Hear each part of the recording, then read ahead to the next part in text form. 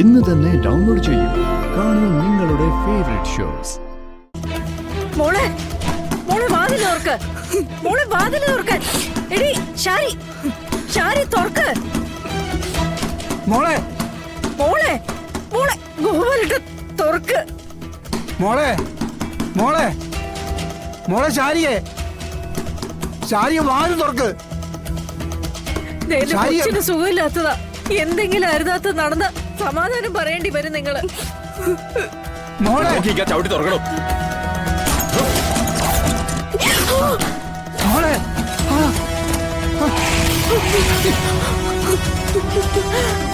മോളെ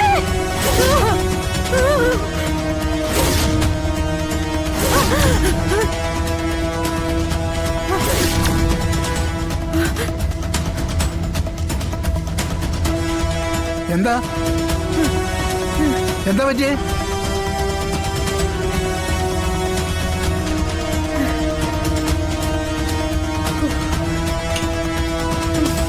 എന്താ എന്താ നീ നിലവിളിച്ചത്?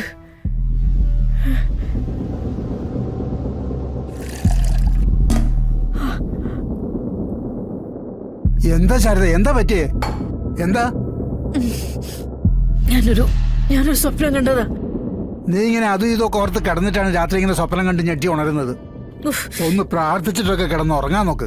എന്റെ ഗോപാലട്ട, ഞാൻ എന്റെ മക്കൾക്ക് വേണ്ടി വിളിക്കുന്ന ദൈവങ്ങളുടെ കണക്കെടുത്ത ഗോപാലട്ടം വരെ ഞെട്ടും. ഇത്രയ്ക്ക് ദൈവങ്ങൾ ഉണ്ടോന്ന് വരെ അതിശയിക്കും.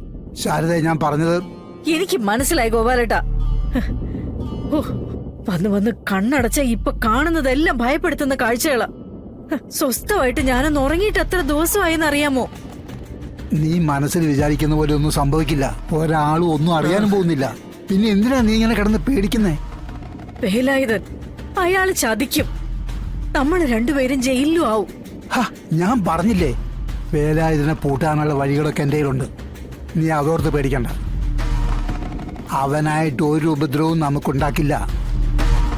ഉണ്ടാക്കാൻ ഞാൻ സമ്മതിക്കില്ല. നീ ഇപ്പൊ സമാധാനമായിട്ട് കിടന്ന് ഉറങ്ങാൻ നോക്ക്.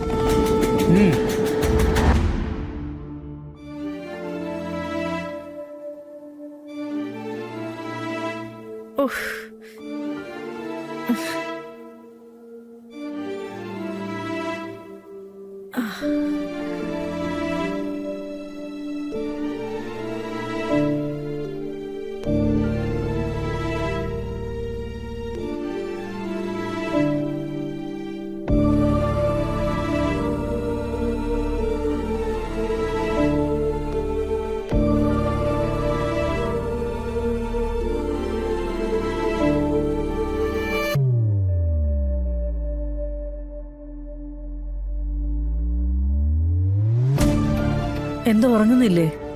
ആ വേലാതിന്റെ കാര്യം നിന്നോട് പറയാൻ പാടില്ലായിരുന്നു. ഗോപാലട്ടൻ പറഞ്ഞില്ലെങ്കിൽ അയാള് പറയുമായിരുന്നു.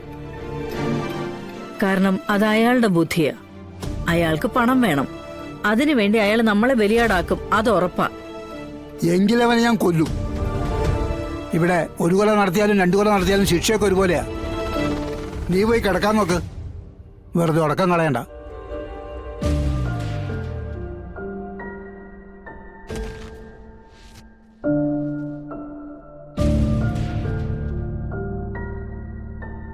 ഉഫ്.